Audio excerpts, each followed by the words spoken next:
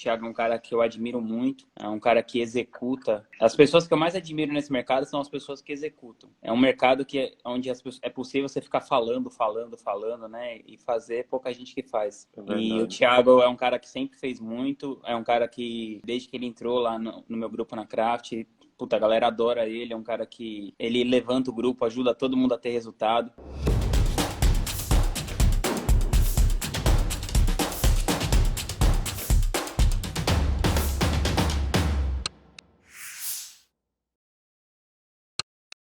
Para quem não conhece o Vinhas, mas eu acho que toda a minha audiência conhece, a minha audiência não é tão grande assim, e eu tenho muito orgulho disso. Vinhas é meu mentor, tá comigo, eu tô com ele acompanhando desde 2017. Ele já está nesse mercado há bem mais tempo do que eu, tem muito mais experiência. Foi quando eu decidi pedir ajuda e evitar diversos erros que eu poderia cometer nesse mercado digital. Ele que me ajudou lá desde o meu início com lançamentos. Então, o Vinhas tem uma trajetória brilhante, vai compartilhar comigo e com vocês algumas coisas, mas eu quero tratar aqui de uma coisa que ele tem tornado como jargão, né, Vinhas? Dá a tua saudação inicial aí, mas eu vou fazer essa pergunta. Tá bom. Ó, Tiagão, obrigado por ter me convidado aí para falar para sua galera. E para quem não me conhece, meu nome é Rodrigo, eu tenho uma agência de marketing digital, de lançamentos. Eu sou responsável junto com os meus sócios e com a minha equipe, pelo lançamento de algumas pessoas legais no mercado, como, por exemplo, o Gustavo Cerbasi, o Jerônimo Temel, a Gêmeos do Inglês, English Yourself, e eu lidero uma comunidade de estrategistas digitais, que se chama Estrategistas Digitais. Somos mais de 1.700 pessoas que estamos buscando ali melhorar a cada dia o nosso jogo dentro da internet. E que é incrível, a comunidade lá, inclusive, trouxe. Eu tenho alguns mentorados que são de lá e Que que legal. já falam super bem, compartilham muito conhecimento lá e absorvem muita coisa. Vinha, você tem um Ó, jargão? quem é da É, comunidade tá aí, dá o soquinho aí dá o soquinho aí. a gente ver. Show de bola. Você tem uma coisa que você tem dito muito e nas aulas e nos encontros que você fala, né? E você coloca no Easter, tipo, a verdade vende. E é algo que eu me identifico muito, porque me preocupo muito com o nosso mercado, com tanta poluição e pessoas que até desvirtuam dentro das suas estratégias, utilizando de formas bem, vamos supor, obscuras, e isso acaba manchando um mercado que está em alta ascensão. E a verdade para você, até que ponto ela é primordial dentro de uma estratégia, dentro do lançamento e do impacto de um negócio? Quando eu vou me juntar com uma pessoa, ou quando eu vou ter um mentorado, ou quando eu vou lançar uma pessoa e tal, eu acho que assim, uma das coisas que você pode ter que mais te valorizam é que você seja uma pessoa confiável. E eu gosto também de pensar assim, o que adianta eu prometer para a pessoa uma coisa que ela não vai ganhar para eu fazer aquela venda e forçar aquilo e ter uma relação de curto prazo, né? Porque você pode enganar a pessoa uma vez. Então você fala para ela assim, ó, você vai entrar aqui, em, sei lá, por exemplo, aquele tipo de venda assim, compre isso aqui, fique rico, sarado e você não precisa fazer nada e só vai custar 997.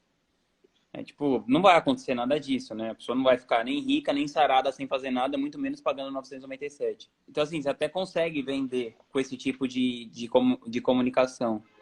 Mas eu acho que não é uma coisa sustentável a longo prazo. Como eu estou no jogo de longo prazo, eu acredito que a verdade vende e, principalmente, a verdade vende no longo prazo. Por exemplo, na minha comunidade mesmo, não tem uma big idea, uma grande promessa muito pesada, assim, né? Eu prefiro vender aos poucos para as pessoas que estão vendo aquilo, sem forçar uma barra ali, do que, de repente, ficar prometendo mais do que a pessoa vai ter ou ficar iludindo as pessoas, né?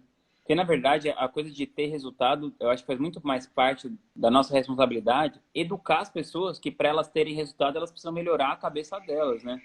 É muito Perfeito. mais uma questão da cabeça dela. Então, por exemplo, quando eu conheci você, eu já vi que você era um cara que, fazia esporte, treinava sério, era um cara que executava. Isso é um puta sinal, assim, porque se a pessoa ela é disciplinada em uma coisa, ela tende a ser disciplinada em todas. Quando a pessoa tem disciplina em alguma área da vida, ela vai ter muito mais facilidade se dá bem no digital, assim, né? Eu tenho bastante disciplina com leitura e tal. Com Logo, se vê meditação também, que né? malhar não é muito bem o meu lance, né? Dá para Dá para ver notar, se é pelo seu porte físico, dá né? para ver pelo porte físico. Mas, assim, eu acho que faz parte da gente educar a pessoa que depende mais dela, né, na verdade. E até, E é uma coisa mais difícil de vender. Você falar uma coisa para uma pessoa assim, ó, é o seguinte, eu vou te dar as ferramentas aqui, mas depende totalmente de você. A pessoa não quer ouvir isso, ela quer ouvir assim, meu, paga, fica perto de mim que você vai ser um sucesso. ou que você vai ter um excelente resultado, ou que você vai É. ter uma antecipação. Agora, o que eu percebo é que a estratégia em si também tem trazido a verdade antecipada, né? Porque por mais verdadeiro que seja um lançamento, por exemplo, dentro da essência, da estrutura, a verdade era muito mais revelada no período final de uma estratégia de lançamento. Hoje a gente consegue antecipar mais, tanto na fase de PPL como na fase de CPL, né? Na fase de conteúdo de pré-lançamento, nas semanas gratuitas. Isso tem feito com que o mercado fosse educado de uma forma positiva e tem comprado mais consciente. Eu acho que, consequentemente, isso tende a diminuir até a taxa de reembolso dos negócios digitais, né? As pessoas têm a devolver menos porque ela conhece mais aquele produto, conhece mais você, sabe quem você é, sabe a sua essência, sabe a sua verdade. Então, acho que o fruto da permanência e do crescimento, inclusive da sua comunidade, é reflexo disso, reflexo da pessoa, né? Então, assim, a gente vê nas Gêmeas, a gente vê em Lília, na Karina, né, nos especialistas que a gente atua, eu e você consegue, pelo tempo que a gente convive junto, que eles transmitem muita verdade e isso gera uma relação muito forte com a audiência, né? Um ponto que eu tive dando uma lida no relatório ontem, que Marina, eu acho que está até aqui, minha gerente da Hotmart, e eu queria trazer para a sua avaliação, né? No começo da pandemia, eu me lembro de um áudio seu, foi uma mensagem, né? Da nossa preocupação, e você externou lá, não, vamos reduzir tanto, vamos continuar lançando. E aí a gente teve um impacto de um crescimento de 200%, né, do aprendizado do ensino online. O que é que você mede isso? E se você pudesse, lógico que a gente não pode adivinhar o que é que poderia ser, porque o primeiro momento de uma pandemia, de uma crise, é o medo, né? Um medo, até que ponto ele tomou conta de você e fez com que você evoluísse no seu negócio? Bom, primeiro eu fiquei com bastante medo. Eu fiquei naquela do tipo, igual todo mundo, né? As pessoas começaram a estocar papel higiênico, esse papo assim. Eu falei, meu Deus do céu, se a galera tá estocando papel higiênico, a última coisa que a galera vai pensar em comprar é curso online. Mas aí é aquilo do Brasil, né? O Brasil é tudo muito intenso, mas também a galera esquece muito rápido, né? É verdade, Então é é assim, na verdade. primeira semana morreu, sei lá, 10 pessoas, tá todo mundo estocando papel higiênico em casa. Agora morre 1.000 por dia e a galera tá na rua, na Tá na praia, rua. né? Então, tipo, Eu confesso que eu fiquei assustado. Eu disse, será que a gente vai manter os lançamentos? Será que eu vou manter o meu planejamento? Será que minha expert vai querer lançar? E realmente a é. maioria não queria lançar. A maioria não queria lançar. Os nossos, eles, acho que eles estavam mais na nossa, assim, deixando a gente decidir. Aí a gente ia fazer um lançamento das gêmeas que a gente ia investir R$ 300.000. E a gente já tinha investido 70. E outra Você coisa, falou. a gente tava fazendo um lançamento do Gustavo no meio da pandemia. E aí o lançamento, assim, começou a ir bem pior do que costuma ir. Não foi ruim, mas costumou, caiu muito o impacto. E aí eu pedi pra gente cancelar o lançamento das gêmeas. E o Lucas, que é meu sócio, falou, não, então ele pensou lá e aí ele propôs assim, em vez de cancelar, já que a gente já tinha gastado 70 mil, ele propôs pra gente gastar 150. E aí acabou que foi o melhor lançamento que a gente já fez. A gente investiu 150, voltou 1 milhão, alguma coisa assim. O melhor Nessa época. lançamento delas, né, até então. O melhor Sim, lançamento delas até então. Sim, eu fiquei o meu pânico durou, sei lá, uma semana, uns dias, assim, né? E depois o Lucas decidiu fazer isso. Também por isso que eu gosto de ter sócio, assim, sabe? Eu não. Quando eu percebi que eu tava levando a coisa por um lado muito emocional. Por isso que eu falei pra ele, cara, eu falei, eu acho que eu tô sentindo isso de um jeito meio emocional. Então, se você tá percebendo que não é para tanto, vai na sua. E aí ele falou, não, então eu vou investir 150, tá? E aí a gente investiu 150, deu super certo. Depois a gente já fez outro, que a gente investiu 300 e lá é porrada. Fizemos um da Lilian agora, também grande, que bateu quase 2 milhões. Para quem não sabe, o Vinhas, na verdade, esse ano tu deve faturar o quê? 40 milhões na Gratitude? Ah, 40 ou se tudo, 50? se tudo der certo por aí. A gente tá em Só o 25 até Cerbasi agora, nos últimos anos, contando a vida útil da Gratitude, faturou 50 milhões, né? perto de 50. Só com Aí, infoproduto, né? Fora publicidade e tal, que a gente também roda por lá. e a medida, Vinhas, os meus lançamentos eu diminuí, tive muito retorno, tive um custo por lead muito baixo, também diminuí um pouco a conversão, dependendo da estratégia, né? Da Mari Saad, do inglês, era previsível, porque ainda existia uma demanda reprimida, então a gente teve um bom resultado. Mas, por exemplo, triplicou o número de assinantes de produto de recorrência no mercado pós-pandemia nos últimos 3 meses. E no Brasil ainda é muito novo esse tipo de estratégia, né? Você é um que já está atuando aí praticamente 6 meses ou 8, não, se eu não me engano, não tenho ideia, não tenho certeza. Mas eu percebo uma migração, mas que já existe no mercado americano, que é muito forte, né? Lá não tem a venda do produto de ticket muito alto, mas a recorrência ela é muito relevante. Você vê isso de uma maneira muito rápida ou só em 2021 a gente consegue enxergar o mercado migrando para essa área e continuando com o lançamento? Eu acho que vai acontecer um amadurecimento do mercado, já está acontecendo. É muito difícil você precisar falar quando que uma coisa vai parar de funcionar para entrar outra, mas eu vejo como inevitável aumentar o tamanho do mercado, diminuir a margem e diminuir a barreira de entrada. Então, por exemplo, quando você estava nos anos 70, você queria ouvir música, você tinha que comprar um disco de vinil que custava, sei lá, R$ 60, R$ 70, para você poder ouvir 10 músicas. Então você pagava, tipo, US$ 7, R$ 7 por uma música, né? Tipo, alguma coisa assim. Aí depois foi indo pro CD, que ficou mais barato, aí depois você conseguia comprar música por música. Então, eu vejo que a gente está mais ou menos paralelo a isso. A gente está na época de comprar música por música. Depois, você pensa assim, a Apple, ela dominava o mercado de streaming totalmente, assim. Então, de você Total. comprar uma música, né? Porque o iTunes operava em Windows, tal. Então eles, assim, era só que eles demoraram para mudar para o formato de streaming e aí surgiu o Spotify, que é maior do que o Apple Music. Sendo que você pensa assim, a Apple ela era dona da plataforma, ela já era líder de mercado e ela só que eles demoraram. Então assim, você não pode ter medo de canibalizar o seu próprio negócio, porque senão outra pessoa vai canibalizar. Que foi, por exemplo, o que aconteceu com o iPhone e o iPod, né? Quando surgiu o iPhone matou o iPod. Só que eles decidiram fazer isso porque é melhor eles mesmos se canibalizarem do que outra pessoa canibalizar eles. Então, saiba o momento certo de canibalizar o seu produto. Exato. Canibalizar o seu próprio negócio. Perfeito, Então, perfeito. eu vejo que no futuro próximo, que aí eu não sei falar se é um ano, se são 5, se são 8, vai aumentar muito a compra de tickets de produtos menores e vai diminuir proporcionalmente o número de tickets mais altos. Mas eu não sei, por exemplo, você fala assim, hoje eu vendo 5 mil cursos de inglês a R$ 2.000 por ano, 10 milhões de reais.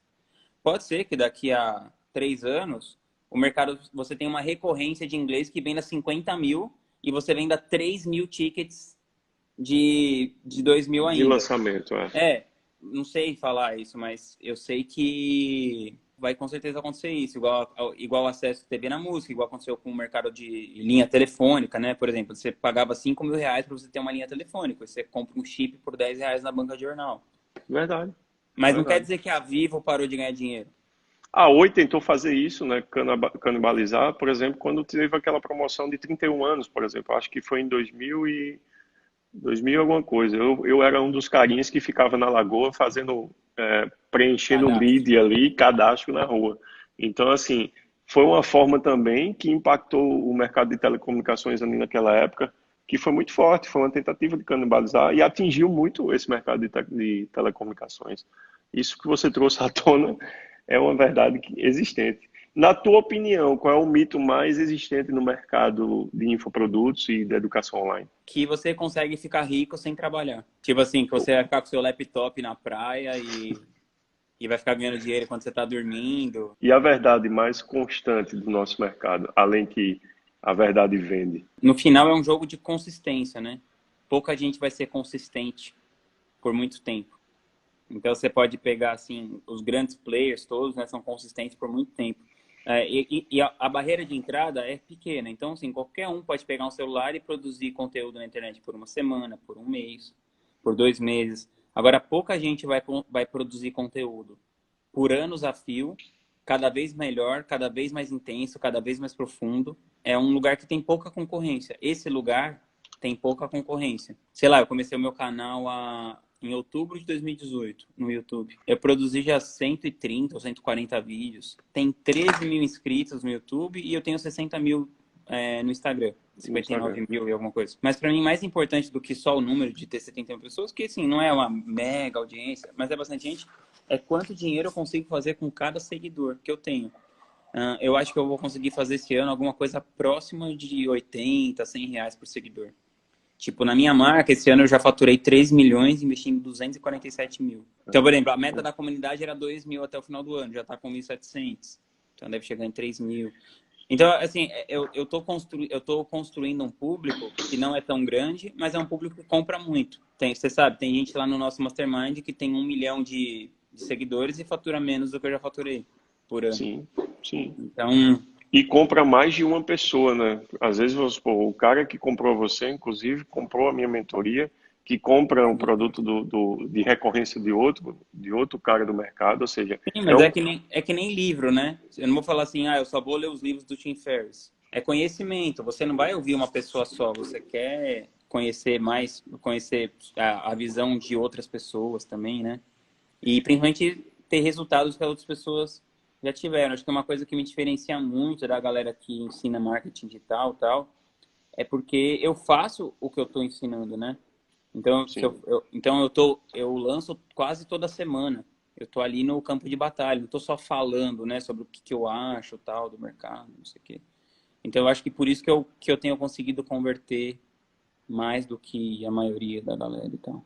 Eu percebo assim, você saiu dos bastidores até então, se a gente for avaliar, até tarde, né? E você está jogando no jogo de produtor também, Uhum, produtor de conteúdo. Mas poucas as pessoas, como estrategista, percebem a dor do que é produzir conteúdo e de estar uhum, ali na linha de frente. Eu tenho tentado iniciar esse caminho e percebo o quanto é difícil, porque principalmente quando a gente está envolvido muito na operação, né? Então, tenho tentado compartilhar aquilo que eu faço de maneira muito mais prática e menos teórica. Até que ponto isso tem te afetado? Como é difícil você equilibrar tudo isso e ter disciplina na produção de conteúdo? Tem muita gente aqui que é expert, inclusive uma das minhas mentoradas, que é a Juscelia, está passando por isso na Bolívia, por exemplo. para mim é difícil porque não é uma coisa que eu gosto, assim, né? É desconfortável, assim, acho que para todo mundo é desconfortável, né? Ficar falando para uma câmera. Mas eu acho que assim, eu sempre faço esse pensamento. Eu falo, tá, mas eu quero esse. Qual o resultado que eu quero? Então é você ver se você realmente quer aquilo. Se você sai na rua e você fala para uma pessoa assim, você gostaria de ter o seu abdômen trincado? Ou, tipo, sei lá, gostaria de ter um bíceps do tamanho do seu? Acho que seria legal. Aí fala assim, tá bom, então ó, você precisa fazer isso, você precisa treinar isso tanto, comer É isso, difícil, dormir tanto, tal. Aí você fala, é bom, difícil. pensando bem, eu não quero, então é a mesma coisa com marketing digital. Tipo, você quer ter resultado produzindo conteúdo? Tá, então você precisa produzir, tipo, centenas de vídeos, centenas de stories, produzir todo dia você procurar melhorar, todo dia você revisar o que você está fazendo. Você está disposto a fazer isso? Se você não estiver disposto, você não quer realmente o resultado. Então, eu acho que é isso. Eu quero o resultado e eu pago o preço que eu quero para ter aquele resultado. Acho que é Eu simples assim. confesso, E claro que eu é, falho, né? Várias vezes. Mas é o suficiente para gerar o resultado que eu tô dentro da minha expectativa, assim, né? por exemplo, a cada live, eu acho que na terça eu bati meu recorde, por causa que eu fiz a mentoria com o Ladeirinha ao meio-dia. Depois eu entrei com o Marcos. Depois eu fui fazer a live da terça-feira com a turma do Loud Club. E hoje, de novo, eu tive o mesmo cagaço da terça-feira, por exemplo. O frio na barriga. Parece que eu estou em véspera de lançamento, por exemplo. Eu vou abrir um carro, dá um nervoso, porque não é fácil, né? Não é fácil você dar a cara a bater e produzir conteúdo. Você tem que ter, não é nem constância, você tem que ter o próprio conteúdo assim para passar. Você tem que ter verdade, você tem que ter clareza, você tem que ter, não é nem metodologia, mas você tem que ter um material a que você possa ensinar algumas pessoas. Eu fico muito feliz em ver que as pessoas se identificam comigo, se identificam com você, percebem e a ajuda que elas estão absorvendo com o seu conteúdo.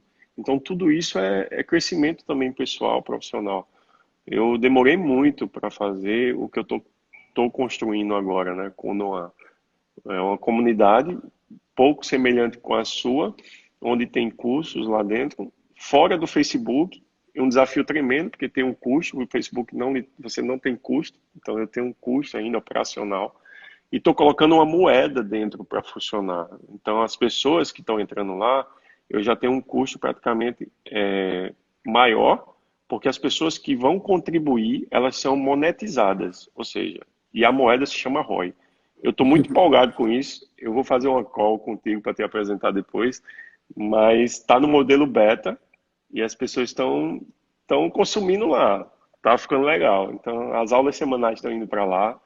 É algo que eu quero compartilhar depois que em agosto, dando tudo certo ou dando errado, vai ser um aprendizado. Eu vou compartilhar com todo mundo lá. Que Ô, legal. Vinhas, hoje tu tem um dos podcasts, inclusive já teve, eu não sei se ainda tem, que tiveram mais impacto. O podcast, ele é tão difícil quanto as pessoas imaginam, ou ele se torna fácil dependendo da forma com que você conduz? Por exemplo, você tem um modelo de entrevistas, né, que faz com que você flua melhor aquele conteúdo. Uhum.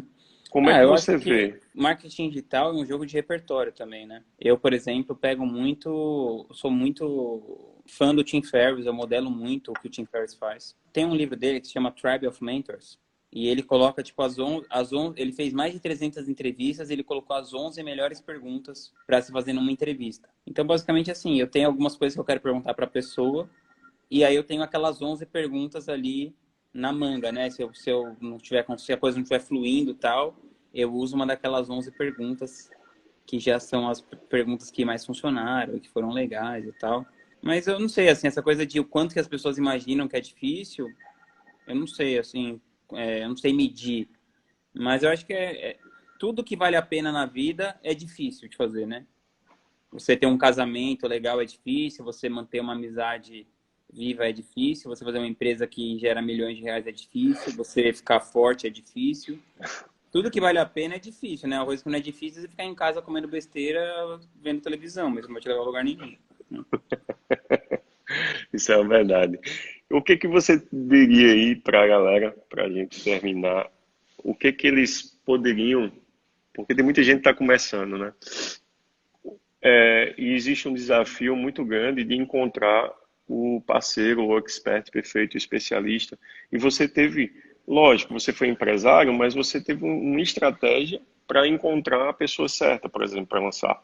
E você não ficou parado, você encontrou foi atrás de um investidor, foi atrás de pessoas que pudessem financiar o projeto e fez do Cerbasi o que ele é hoje, assim, muito maior do que ele era no começo, não só como autor de Uhum. livro.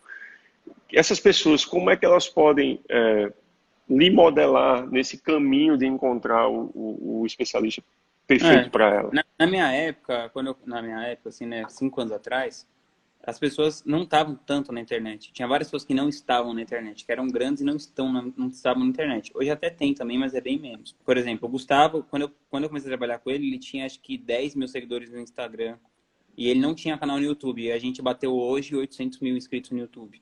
Era isso, era mais fácil pegar uma pessoa que é grande no offline, mas não tem nada no online. Esse é um caminho legal. Mas assim, por exemplo, eu peguei minha professora de inglês, a Lilian, do zero, e construímos, e ela tá lá com 400 mil no Instagram também, tá grande. Então, acho que o jeito mais fácil, na verdade, é você pegar uma pessoa que tá do seu tamanho, assim, né?